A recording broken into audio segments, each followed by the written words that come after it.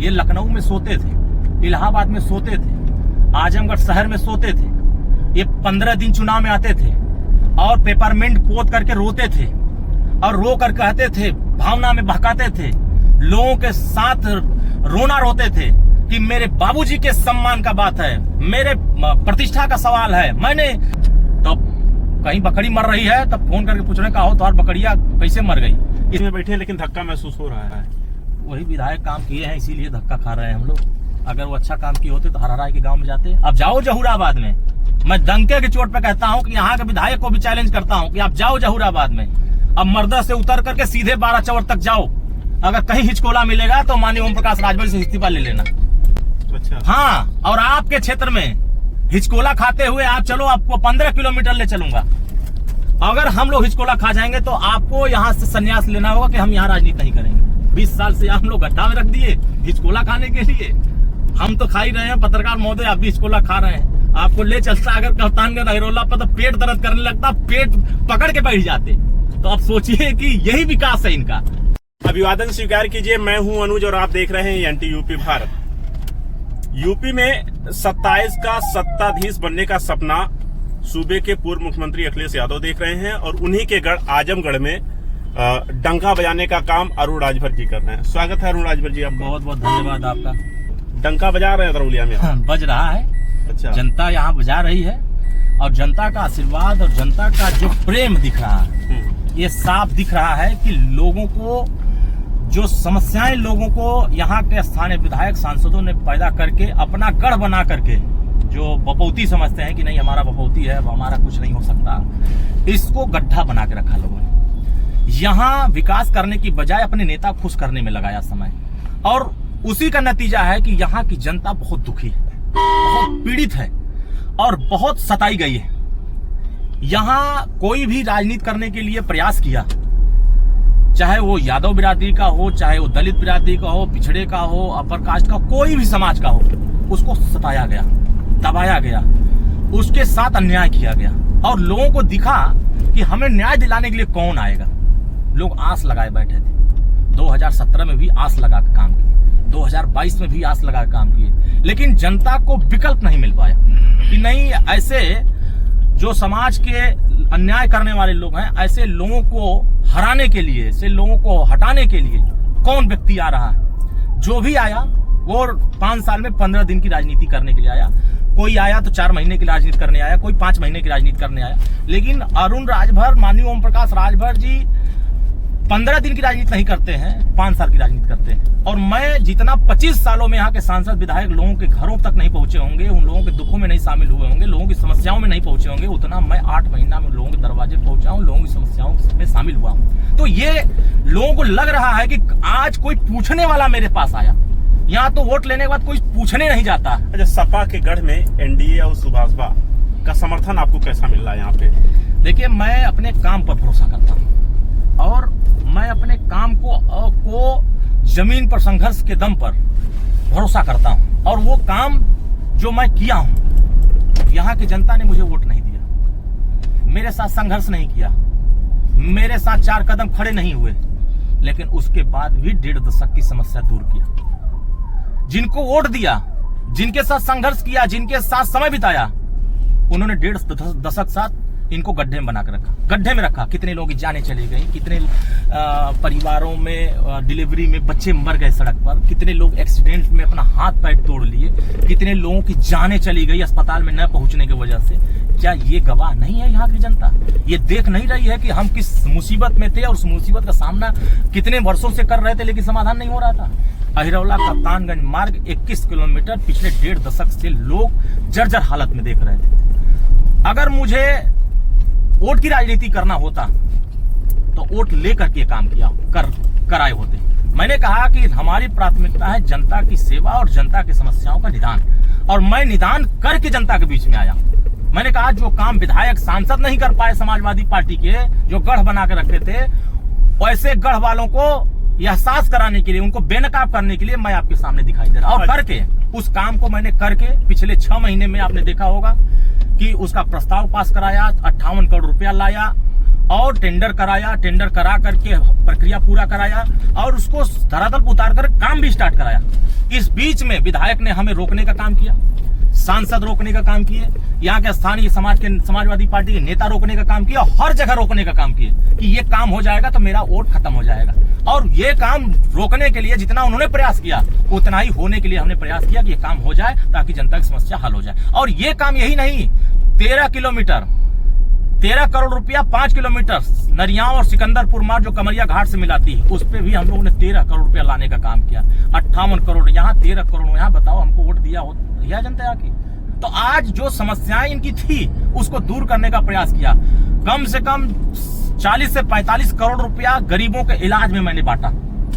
हाँ, कोई कैंसर से पीड़ित है, कोई ब्रेन हेमरेज से है, कोई हार्ट अटैक से है, कोई के लीवर खराब है, किसी को ब्रेन हेमरेज है। तमाम जो गंभीर बीमारियों से लोग पीड़ित थे, ऐसे लोगों को करोड़ों रुपया दे करके लोगों की जानें बचाने का काम किया। क्या मुझे वोट दिया है तब मैंने काम किया। अच्छा, जन समस्याओं की आप बात करते हैं तो इस समय जो सबसे बड़ी समस्या है, अखिलेश यादव ने एलपीजी को लापता गैस बताया है।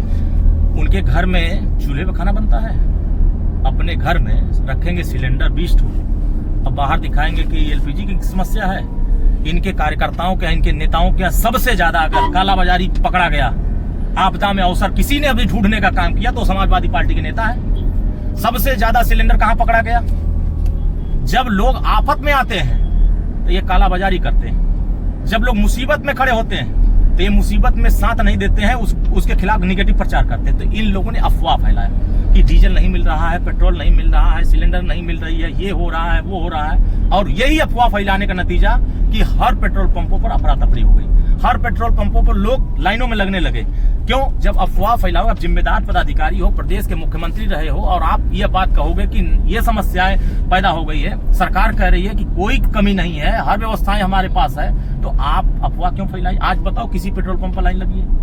और सबसे ज्यादा पेट्रोल और डीजल की चोरी किसी ने किया है, कालाबाजारी करने का काम किया तो समाजवादी पार्टी कार्यकर्ता किए। टैंकर भर भर कर अपने घरों में रख रहे थे और लीटर कितना बेच रहे थे? 125 रुपया, 140 रुपया लीटर पेट्रोल बेच रहे थे और 125 रुपया डीजल बेच रहे थे। आखिर सरकार ऐसे लोगों को जब बेनकाब की तो किसके हाथ से बेनकाब हुए? क्या वो एनडीए कार्यकर्ता पकड़े गए थे? वो सब समाजवादी पाए गए थे। जहाँ पे आप 2027 के लिए अपनी जमीन का तलाश रहे हैं, यहाँ के विधायक ने आप लोग को ठग बताने का काम किया कि ठगों से सावधान। देखिए, जो जनता को ठगता है, जो हमेशा से 15 साल में 15 साल विधायक है ना, 15 साल से बताते हैं कि 15 दिन किसी गांव में किसी गरीब के दरवाजे पर जाकर के उसकी समस्या का हल सुने हो, किसी की समस्या का। ये लखनऊ में सोते थे, इलाहाबाद में सोते थे, आजमगढ़ शहर में सोते थे। ये 15 दिन चुनाव में आते थे और पेपरमेंट पोत करके रोते थे और रो कर कहते थे, भावना में बहकाते थे, लोगों के साथ रोना रोते थे कि मेरे बाबूजी के सम्मान का बात है, मेरे प्रतिष्ठा का सवाल है, मैंने आजमगढ़ को ये किया वो किया, तमाम बातें झूठ बोल करके रोग आ करके जनता को भगाते थे और जनता भावना में आ जाती थी। हाँ भैया चलो ठीक है, एक बार देख लिया जाए फिर से। तो ये चीजें जो पेपरमेंट पोत करके रोने का जो नाटक था, जनता समझ गई कि ये रो रो करके हमारी समस्या पालते जा रहे हैं। अब हम समस्या पालेंगे नहीं, समस्या का निदान की रास्ता खोजेंगे। और रास्ता निदान करने की नतीजा है कि ये प्रचार किए कि हम बाहरी आए हैं, ये प्रचार कर रहे हैं, ये बाहरी है, ये आए हैं, फिर घूम टहर के चले जाएंगे। मैं उनको भी बता देना चाहता हूं कि यहीं रहेंगे, यहीं वोट देंगे और यहीं जनता के बीच में काम करेंगे। उनको भी नहीं पता होगा कि हमारा आजमगढ़ से बहुत पुराना रिश्ता है। मेरी पढ़ाई लिखाई अगर शुरुआत कहीं से हुई थी इसी आजमगढ़ से, और मैं यहाँ 8 साल रहा हूँ, इसी धरती पर रहा हूँ और 8 साल रह करके यहाँ की राजनीति को समझा। वो कहाँ देखे हम? लखनऊ रहेंगे, एसी में सुते रहेंगे तो दिखाई देंगे। और सबसे ज्यादा माननीय ओम प्रकाश राजभर जी अगर समय दिए हैं तो आजमगढ़ में दिए, और सबसे ज्यादा किसी गरीब के दरवाजे पर जा रहे हैं तो हमारे माननीय ओम प्रकाश राजभर जी जा रहे हैं। वो बता दें कितने दरवाजे पर जाते हैं। जनता खोज रही थी कि हमारा विधायक हमारे दरवाजे पर आवे। अब मैं देखो, जब से मैं 8 महीने से सक्रियता बढ़ा दिया, पिछले 2 साल से मैं घूम रहा हूँ, मैं किसी गांव में जाता था कोई विधायक नहीं नजर आता था, कोई सांसद नजर नहीं। और आज देख रहा हूँ तो कहीं बकरी मर रही है तब फोन करके पूछ रहे हैं, कहो तो और बकरिया कैसे मर गई। इससे पहले लोग खुद पूछ रहे हैं, कहो विधायक जी अब आज का याद आ गया कि हम उनसे पूछा था। जनता खुद कह रही है कि आप बताओ कि हमने 5 साल के लिए चुना, 5 साल में 5 दिन भी हमारे क्षेत्र में नहीं आते हो, और जाते कहाँ है? धनवान लोगों के यहाँ, जो ताकतवर लोग हैं, जो इनको ताकत देते हैं, ऐसे लोगों के यहाँ जाते हैं और गरीब को ये सब सताने का काम करते हैं। तो अब तो भाई देखिए, हम चुनौती हर जगह, देखिए आसान आदमी से लड़ना सब। अतरौलिया में आप लगातार घूम रहे हैं और अतरौलिया की मूलभूत समस्याएं क्या है जो आपको लगता है कि मैं विधायक बन जाऊंगा तो सबसे पहले इस समस्या को दूर करूंगा? देखिए यहाँ की सबसे बड़ी समस्या थी कि जो कई जिलों को जोड़ती हुई सड़क है, आप गोपालपुर, महाराजगंज, कप्तानगंज, गोपालगंज होते हुए जब आप जिले की तरफ बढ़ेंगे तो जब यातायात की सुविधाएं नहीं होगी तो व्यापार नहीं चलेगा, किसानों का काम नहीं होगा और रोजगार नहीं मिलेगा, रोजगार नहीं बढ़ेगा। अब 21 किलोमीटर रहिरोला कप्तानगंज मार्ग बन गया, बनने लगा। आप बताइए वहाँ व्यापारियों का हित होगा कि नहीं होगा, किसानों का लाभ होगा कि नहीं होगा, रोजगार बढ़ेगा कि नहीं बढ़ेगा, जिन लोगों की दुकानें ठप हो गई थी उनकी दुकान चलेगा कि नहीं। एक बड़ा काम था, इसको हमने चुनाव वोट लेने से पहले पूरा कराया। यहाँ जितनी स्वास्थ्य केंद्र है, जहां इनको सुविधाएं बेहतर करने की प्रयास करना चाहिए, हमारा प्रयास है कि वहां सुविधाएं बेहतर करने का काम करेंगे। गांव में जो आवास, पेंशन, शौचालय, नाली, खड़ंजा, पुल पुलिया, जो भी समस्याएं हैं गांव की, उसको निदान करने का प्रयास करेंगे।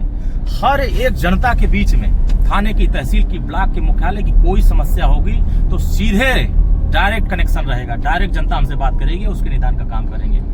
हमारे यहाँ इस क्षेत्र की किसानों के लिए, व्यापारियों के लिए, और हमारा लक्ष्य है कि इस विधानसभा में एक बड़ा स्टेडियम बनाया जाए यहाँ के युवाओं को खेलने के लिए, कि यहाँ के युवा जो आगे बढ़ना चाहते हैं, जो जिले में, प्रदेश में, देश में नाम कमाना चाहते हैं, ऐसे लोगों को एक बेहतर अवसर दिया जाए और उसके लिए एक स्टेडियम का निर्माण कराने का प्रयास। ITI कॉलेज किया जाए यहाँ प्रशिक्षण कराने के लिए, एक ITI प्रशिक्षण के लिए, कि यहाँ के बच्चों को प्रशिक्षण यही दिया जाए और प्रशिक्षण केंद्र खोल करके यहाँ प्रशिक्षित करके पूरे उत्तर प्रदेश के जिस भी जगह पर उनकी आवश्यकता होगी या देश के किसी कोने में उनको वहाँ प्लेसमेंट दिया जाए। तो बहुत सारे काम है यहाँ, बहुत सारे काम को करना है। जनता यहाँ जो बताएगी उस चीज को हम लोग काम करने का प्रयास करेंगे। VIP गाड़ी में बैठे लेकिन धक्का महसूस हो रहा है। वही विधायक काम किए हैं इसीलिए धक्का खा रहे हैं हम लोग। अगर वो अच्छा काम किए होते तो हरहराई के गाँव में जाते। अब जाओ जहूराबाद में, मैं डंके की चोट पे कहता हूँ कि यहाँ के विधायक को भी चैलेंज करता हूँ कि आप जाओ जहूराबाद में, अब मर्दा से उतर करके सीधे 12 चौर तक जाओ। अगर कहीं हिचकोला मिलेगा तो माननीय ओम प्रकाश राजभर से इस्तीफा ले लेना। अच्छा। हाँ, और आपके क्षेत्र में हिचकोला खाते हुए आप चलो, आपको 15 किलोमीटर ले चलूंगा। अगर हम लोग हिचकोला खा जाएंगे तो आपको यहाँ से संन्यास लेना होगा कि हम यहाँ राजनीति नहीं करेंगे। 20 साल से हम लोग गड्ढा में रख दिए हिचकोला खाने के लिए। हम तो खा ही रहे हैं, पत्रकार महोदय आप भी हिचकोला खा रहे हैं। आपको ले चलता अगर कप्तानगंज रहिरोला पर तो पेट दर्द करने लगता, पेट पकड़ के बैठ जाते। तो अब सोचिए कि यही विकास है इनका, यहाँ यही डेवलपमेंट किया है। और कहते हैं मेरा गढ़ है, इस गढ़ को इतना गड्ढा बना दिया कि गांव में जाने में परेशानी हो रही है। और आप जहूराबाद चलिए, गांव में घुसना हो तो हरहराई के गांव में जाएंगे। कोई गांव हो, यही नहीं, आप चिन्हित कराओ, गूगल पे सर्च करो कि मुझे इस गांव में जाना है, जहूराबाद किसी गांव में, चैलेंज करता हूं, सर्च करो। अगर वहां गड्ढा मिल जाएगा तो माननीय ओम प्रकाश राजभर जी जो कहोगे वो करने के लिए तैयार। दादरी की भीड़ को देख करके समाजवादियों ने हुंकार भर दिया है कि हम इस बार प्रचंड बहुमत के साथ हार रहे हैं। प्रचंड बहुमत से हार रहे हैं, ये बता रहे हैं। प्रचंड बहुमत से 2017 में हम लोग 325 थे, उससे ज्यादा 2027 में रहेंगे, उनको भी पता है। और जो हाल बिहार का हुआ, जो बिहार में परिणाम आया है, उत्तर प्रदेश में भी उससे भी अच्छा परिणाम यहाँ आएगा। ये 2017 में 47 थे, 2022 में 125 पहुंचे, अब वो 25 पे पहुंच जाए, इसमें भी कोई संकोच नहीं। अच्छा, आरोप विपक्ष लगा रहा है कि जो है सत्ता पक्ष को ये डर है कि पंचायत चुनाव पहले हो गया तो हमारी सीटें बहुत जो है फ्लॉप हो जाएंगी, हम बहुत बुरी हार हारेंगे, इस वजह से पंचायत चुनाव को जो है टाल मटोल किया जा रहा है, हिला हवाली किया जा रही है। ऐसा कहीं कुछ नहीं है। पंचायत चुनाव सरकार कराने के पक्ष में है और कोर्ट में मामला चल रहा है।